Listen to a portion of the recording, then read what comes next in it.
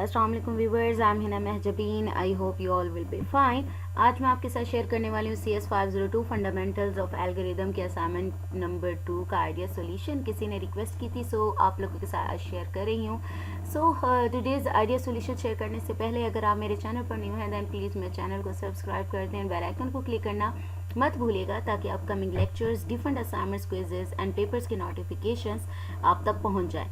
Like भी कीजिएगा, share भी कीजिएगा। Okay ji, let's start from today's assignment. 20 marks है इसके। 10th जन इसकी लास्ट डेट है। बाकी इंस्ट्रक्शन ज़रूर पढ़ लिया करें। बाकी आप लोगों को पता है कि कॉपी पेस्ट नहीं करना होता। और एक और चीज़ जो मैं आप लोगों को बताती हूँ, लर्निंग ऑब्जेक्टिव ज़रूर पढ़ा करें। अगर आपको असाइनमेंट समझ नहीं आ रही तो यही लर्निंग ऑब्जेक्टिव या फिर लर्निंग आउटकम या इस टाइप की कुछ चीज़ दी हुई होती है, यानी पॉइंट्स दिए होते हैं, उसको पढ़ने के बाद आप लोगों को पता चल जाता है कि ये असाइनमेंट किस टॉपिक से रिलेटेड है।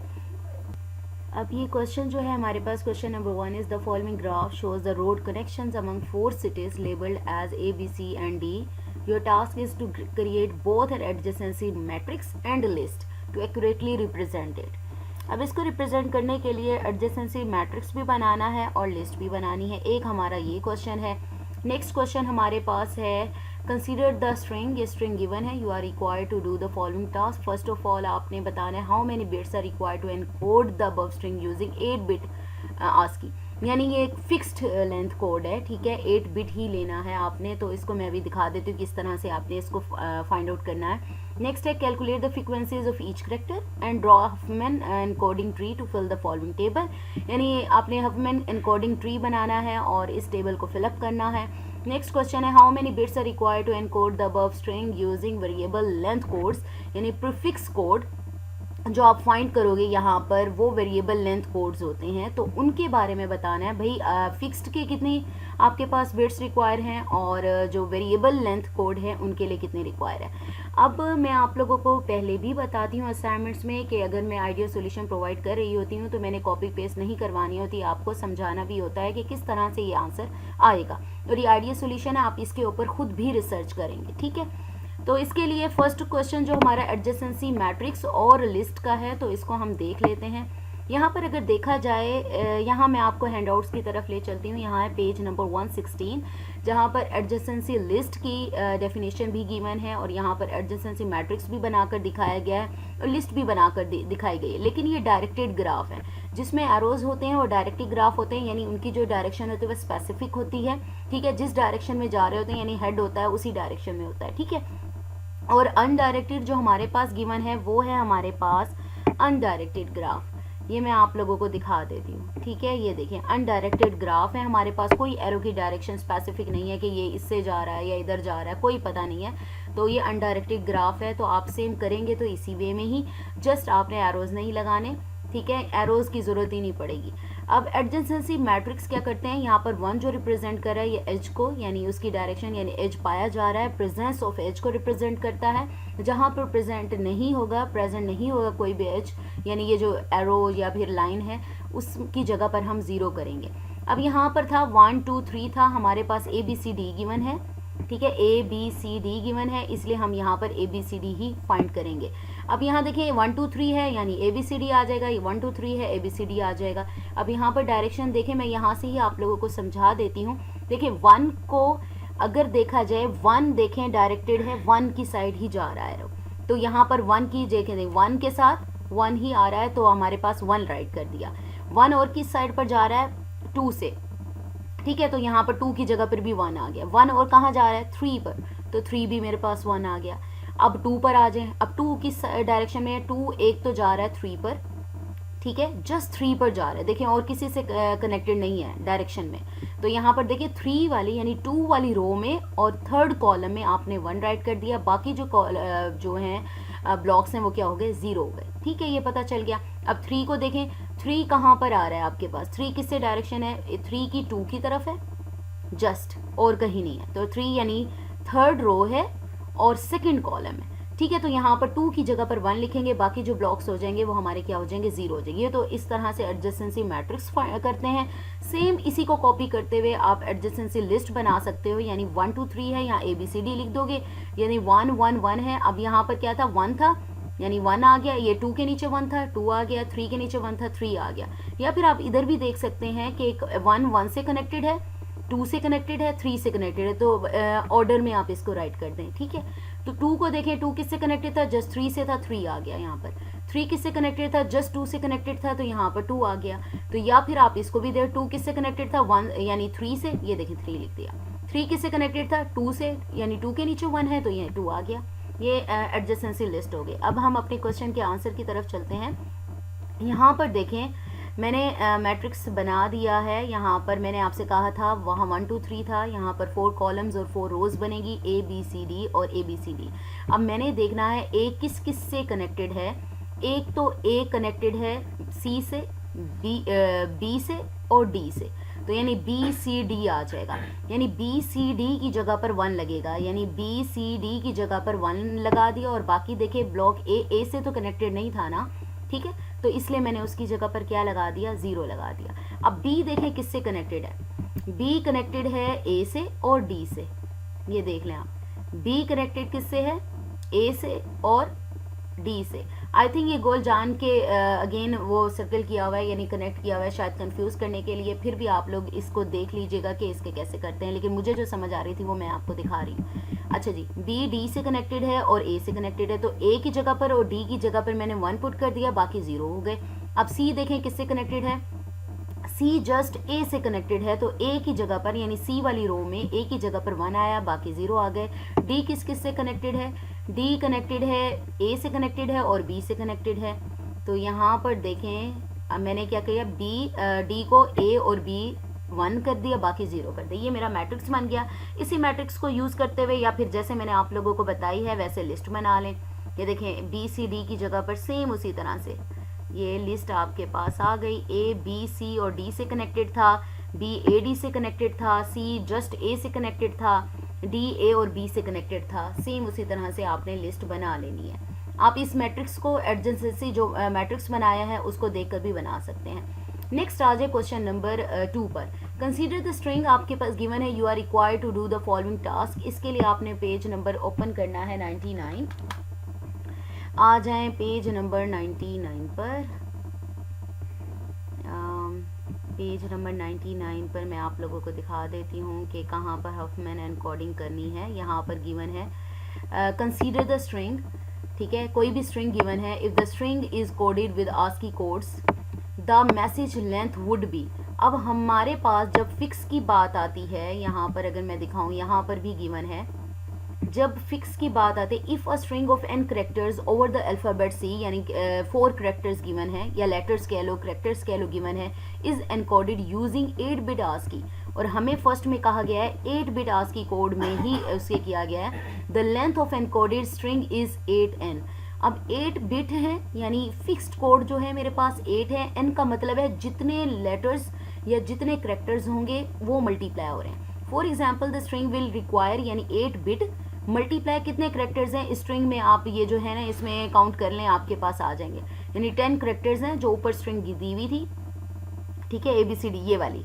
अब इसमें काउंट करें 10 है तो 8 मल्टीप्लाई 10 हो जाएगा। सेम इसी वे में आपके पास क्या करना है, bits required to encode the above string using 8 bit ASCII is equal to 7। कितने करेक्टर्स हैं, लेटर्स या करेक्टर्स कह लें, 1 2 3 4 5 6 7 है। 7 मल्टीप्लाई 8 से या 8 मल्टीप्लाई 7 कर दें, आपकी मर्जी है, ठीक है। दोनों वेज में राइट कर सकते हैं बिकॉज मल्टीप्लाई करने में आगे पीछे का कुछ नहीं होता। 7 8 का क्या होता है, 56 बिट्स आ गए, ठीक है। ये हो गया हमारे पास। नेक्स्ट क्वेश्चन हमारा था calculate the frequencies of each character and draw Huffman encoding tree to fill the following table.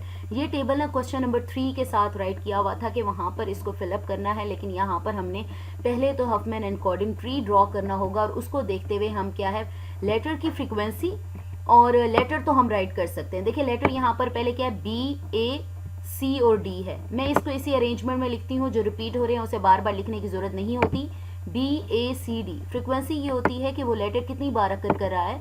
B को देखें 1 2 3 टाइम्स अकर कर रहा है, A कितनी बार है, 2 टाइम्स है, C 1 टाइम है, D भी हमारे पास 1 टाइम है। तो ये देखें आपके पास फ्रीक्वेंसीज इसकी आ गई 3 2 1 1। अब प्रीफिक्स कोड कैसे बनाते हैं उसके लिए मुझे ड्रॉ करना होगा कौन सा हफमैन एनकोडिंग ट्री ड्रॉ करना होगा। इसके लिए मैं आप लोगों को दिखा देती हूँ। ये एग्जाम्पल एक गिवन है यहाँ पर, ये आगे आ गए। उस एग्जाम्पल को फॉलो करते सेम उसी वे में जस्ट आपने क्या करना है, यहाँ पर ड्रॉ करने के लिए कुछ चीज़ें हैं।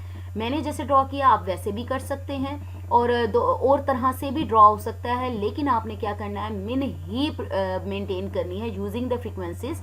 मिन हीप में ये होता है कि जो जिसकी फ्रीक्वेंसी कम होती है, सबसे कम होती है, उसे नीचे करते हैं। तो नीचे से ऊपर की साइड यानी अपवर्ड आते हैं, यानी स्मॉलेस्ट फ्रीक्वेंसी वाले जो नोड्स होंगे वो नीचे होंगे, फिर उससे बड़ी फ्रीक्वेंसी, फिर उससे बड़ी फ्रीक्वेंसी, यानी सबसे स्मॉलेस्ट फ्रीक्वेंसी वाले नोड्स जो होंगे वो नीचे होंगे सबसे, और जो हाईएस्ट जिसकी फ्रीक्वेंसी होगी वो जो रूट नोड होगा ना, तो उसके करीब क्लोजेस्ट होगा, यानी इसके करीब यहाँ पर जो हाईएस्ट फ्रीक्वेंसी है वो आएगा। ठीक है, आप इसी वे में, जस्ट इसी वे में आप यही का यही ट्री बनाकर अपनी फ्रीक्वेंसीज के अकॉर्डिंग कर सकते हैं।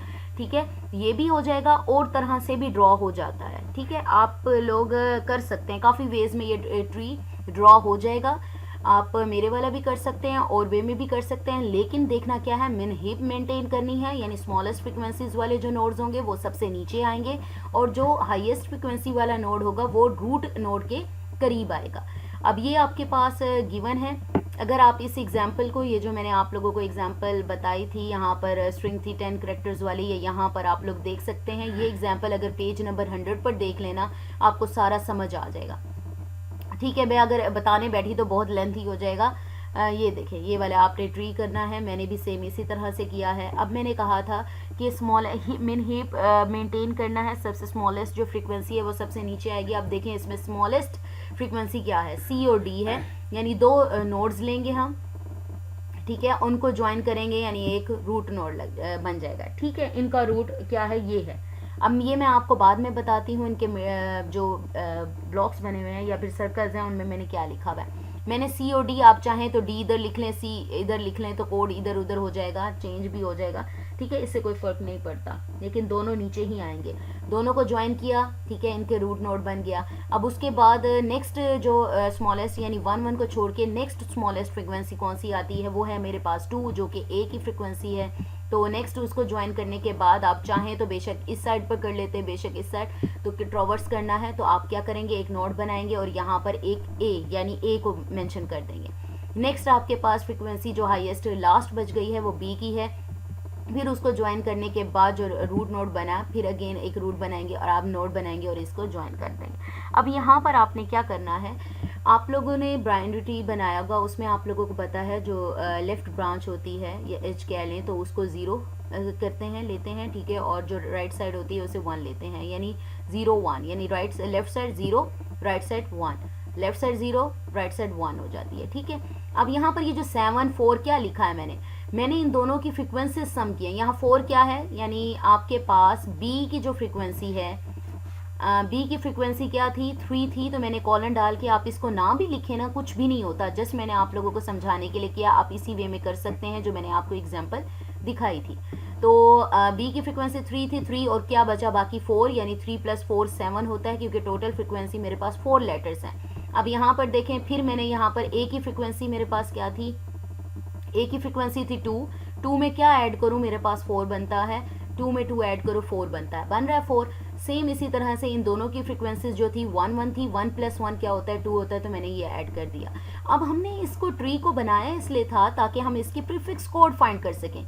यहाँ पर आपको ये जो नीचे नज़र आ रहे हैं ना कोड्स, ये प्रीफिक्स कोड्स हैं। अब ये कैसे बनते हैं, ये सेम इसी तरह से जो एजेस हैं इनको फॉलो करते हुए, यानी अगर मैं बात करूं मैंने बी तक पहुंचना है तो जस्ट मैं 0 को क्रॉस करूंगी, यानी इसका जो प्रीफिक्स कोड है वो मेरे पास 0 आ गया। अब मैंने जब यहाँ तक ए तक पहुंचना है, ए का प्रीफिक्स कोड क्या होगा, यहाँ से चलूंगी ना 1 और इस साइड आना है तो 0, यानी 1 0 इसका प्रीफिक्स कोड बन गया। इसी तरह से मैंने अगर पहुंचना है सी तक तो इसका प्रीफिक्स कोड 1 1 एंड 0 बन जाएगा। अगर मैंने डी तक पहुंचना है तो 1 1 1, यानी इसका प्रीफिक्स कोड ये बन जाएगा। तो यही चीज़ मैंने ना ऊपर भी राइट की हुई है, ये देखें, ये जो टेबल आपको 3rd क्वेश्चन में कंप्लीट करने के लिए दिया हुआ था वो यहाँ पर कर दिया मैंने। नेक्स्ट हमारे पास क्वेश्चन नंबर 3 था, how many bits are required to encode the above string using the variable length codes prefix code. अब ये जो प्रीफिक्स कोड्स आपने फाइंड किए हैं ना, ये वाले, ठीक है, ये वाले मैं आप लोगों को दिखा देती हूँ। यहाँ पर प्रीफिक्स कोड गिवन है, अब प्रीफिक्स कोड गिवन है, इसको यूज़ करते हुए आप किस तरह से कर सकते हैं, ठीक है। प्रोबेबिलिटी आपने या दो तरीकों से कर सकते हैं। मैं इंटरनेट से सर्च कर रही थी तो उसका और वे था, और यहाँ पर भी गिवन है, आप लोग इसको भी यूज़ कर सकते हैं। यहाँ पर क्या गिवन है, आपने प्रोबेबिलिटीज़ फाइंड करनी है। प्रोबेबिलिटीज़ फाइंड करने के बाद फिर ये वाला मेथड आप लोगों ने यूज़ करना है, यहाँ पर ये वाला, ठीक है। अब यहाँ पर है अगर for example the string given है विल रिक्वायर, ये तो 8 बिट्स वाला हो गया, the same string encoded with Huffman codes will yield. अब ए बी सी डी जो भी लेटर्स गिवन है उनका जो कोड आप लोगों के पास आया है, आपने क्या करना है, वैसे तो डायरेक्टली उसने बता दिया कि बिट्स को काउंट कर लें, 1 2 3 4 5 6 7 8 9 10 11 12 13 14 15 16 17 को बिट्स बन रहे हैं। लेकिन अगर इसको कैलकुलेट करना है for a string of n characters, और हमारे पास 4 करेक्टर्स, आई थिंक 7 है, over this alphabet the expected encoded string length is n, क्या है, नंबर ऑफ करेक्टर्स होंगे। अब यहाँ पर ये प्रोबेबिलिटीज को मल्टीप्लाई किया है, ये जो यहाँ पर प्रीफिक्स कोड आया है ना, नंबर ऑफ प्रीफिक्स कोड्स को किया है। अब यहाँ ए का प्रीफिक्स कोड क्या है, 1 है, यानी काउंट करना है। अब यहाँ पर इसकी फ्रिक्वेंसी, मैं प्रोबेबिलिटी भी आपको फाइंड करना बता देती हूँ, ठीक है। प्रोबेबिलिटी 0.1 थी, मल्टीप्लाई इसके कितने बिट्स हैं, 1 2 3 बिट्स हैं, 3 से मल्टीप्लाई, डॉट यहाँ पर मल्टीप्लाई है, प्लस अब थर्ड वाले के कितने हैं, 0.3 थी, मल्टीप्लाई आपके पास क्या हो जाएगा, 2 आपके पास बिट्स आ रहे हैं, ये बार बार रिपीट हो रहा है, इसको करने की ज़रूरत नहीं है। प्रोबेबिलिटी की डेफिनेशन मैं आप लोगों को यहाँ पर दिखा देती हूँ किस तरह से फाइंड करनी है। यहाँ पर है the probability is the number of occurrence of a character, यानी कितनी बार अकर कर रहा है, यानी उसकी frequency divided by the total characters in the message.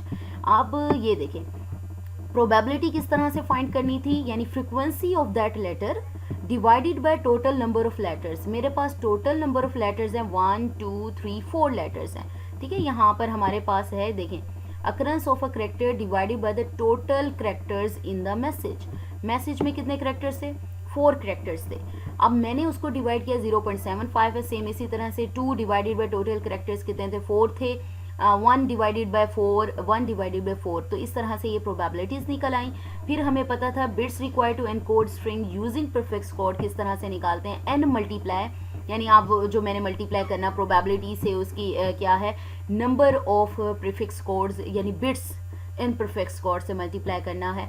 तो मैंने क्या किया, देखें 4 थे करेक्टर्स, मल्टीप्लाई आपने क्या करना था, प्रोबेबिलिटी जो है 0.75 मल्टीप्लाई कितने करेक्टर बिट्स हैं, यहाँ पर 1 है तो 1 हो गया, प्लस फिर इसकी क्या है प्रोबेबिलिटी 0.5 मल्टीप्लाई कितने बिट्स हैं, 2 हैं, 2 से मल्टीप्लाई हो गया, प्लस इसके क्या है 0.25 मल्टीप्लाई यहाँ पर कितने बिट्स हैं, 3 हैं, 3 से मल्टीप्लाई। यहाँ पर देखें 0.25 है, मल्टीप्लाई कितने बिट्स हैं, 3 हैं, यानी मल्टीप्लाई करें प्लस करें आपके पास 3.25 आएगा, इसको 4 से मल्टीप्लाई करें 13 बिट्स आ जाता है। अच्छा जी, ये तो हैंड आउट्स में दिया हुआ है, सिंपल सा। मैं जब इंटरनेट पे सर्च कर रही थी ना, उसमें जस्ट इतना सिंपल सा दिया हुआ था, आप लोगों की मर्जी है जिस वे में करें, आंसर सेम आएगा। प्रीफिक्स कोड्स निकालिए, bits required to encode string using prefix code, क्या करते हैं आप जस्ट फ्रीक्वेंसी को लें, मल्टीप्लाई कर दें प्रीफिक्स कोड के नंबर ऑफ प्रीफिक्स कोड, यानी 3 मल्टीप्लाई कितने बिट्स हैं, 1 तो 3 मल्टीप्लाई 1, 2 मल्टीप्लाई कितने बिट्स हैं, यहाँ पर 2 बिट्स हैं तो 2 से मल्टीप्लाई कर दें, 1 मल्टीप्लाई कितने बिट्स हैं, 3 बिट्स हैं तो 3 1 3 हो जाएगा, 1 मल्टीप्लाई कितने बिट्स हैं, 3 बिट्स हैं, मल्टीप्लाई कर दें। अब इन सबको ऐड करो, देखो 13 बिट्स ही आता है। ऊपर भी मैंने आपको आंसर दिखाया है, हमारे पास 13 बिट्स आया है। तो आप चाहें दोनों वे से कर सकते हैं, आप इसको खुद भी सर्च कर लीजिएगा, जो बेस्ट आपको वे लगे आप उसी से कर लीजिएगा। So we have completed today's assignment here. I hope ये लेक्चर आप लोगों के लिए हेल्पफुल होगा, बिकॉज मैं हमेशा कोशिश करती हूँ कि आप लोगों को कुछ ना कुछ समझाया जाए, ना कि कॉपी पेस्ट करवाया जाए। सो मुझे अपनी दुआ में याद रखिएगा, अपना ख्याल रखिएगा, टेक केयर, अल्लाह हाफिज़।